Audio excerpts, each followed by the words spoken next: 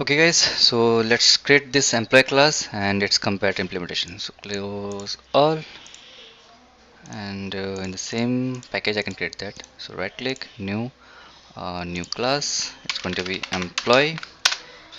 Simple Pojo class will have two fields, private int id and private string string name.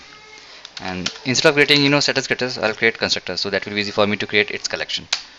So let's have this toString and this constructor using fields. I don't need super keyword, and every time you create argument constructor, make it in habit always have default constructor in your class, always have it.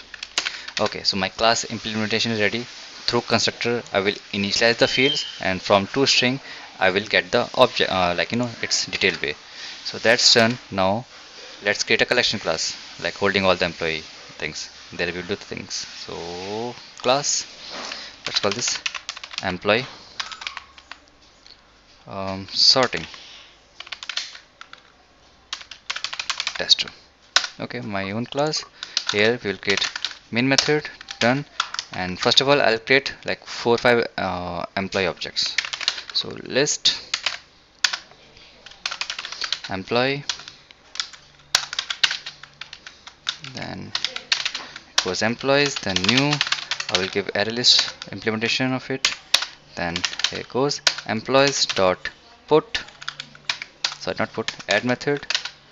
And here I will use that argumented constructor of employee. So id1, and let's say we have one name. Just for simplicity I'll just keep it ABC, so we can understand these are in sequence. So I'll give some random numbers, and they'll go 10, let's say 9, 2, 6. Okay, some randoms, things. And here like set, let's say X, let's say P, and just random, it's not like connected. Okay, done. If I want to print them, I can simply say sysout and pass the reference of employees like this, and we can print the whole collection. Right click, run as application, and yep, it's printing. It's a simple core features of collection. Okay, it's done. What about its sorting? So how to sort this thing? Right now we are getting in the same way like we have added.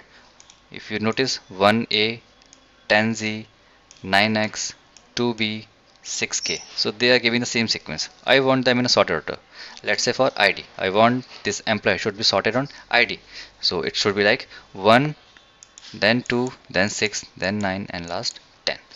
So for that I will create its comparator, a new class where we will write some logic for comparison. Again, I won't explain much because that's not the idea here. We have to understand how to write a lambda expression. So I'll directly jump over to the comparator implementation, and then we will see how to do that. So stay tuned in. We will see next video. Bye bye.